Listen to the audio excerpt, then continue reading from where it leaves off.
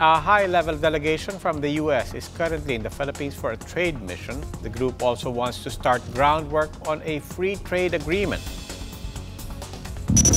Officers and members of the U.S.-Philippine Society are in the country to scout for investment opportunities and to strengthen ties between the two countries. The organization also aims to jumpstart the proposed bilateral free trade agreement between the U.S. and the Philippines.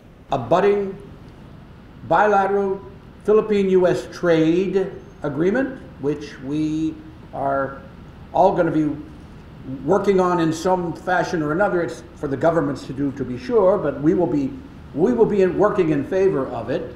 And separately, investment strategies. Trade relations between the Philippines and the U.S. is currently governed by the Generalized System of Preferences, which covers tariff exemption on a number of Philippine exports to the U.S.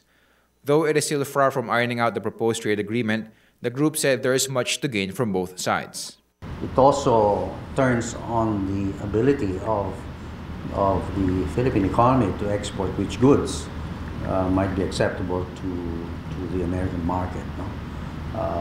So that will have to be discussed.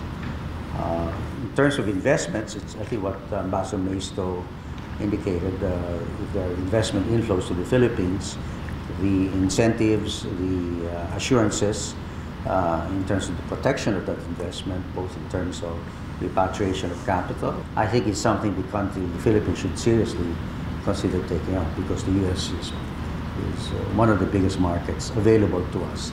The organization admitted that local political issues, such as reported human rights violations and press freedom issues following the arrest of Raptor's Maria Ressa, may seep into the discussions.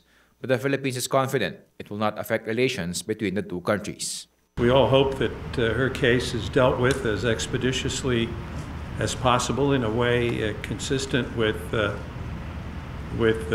Philippine law and the Constitution, but also in a way consistent with her human rights and the right to freedom of expression and freedom of speech.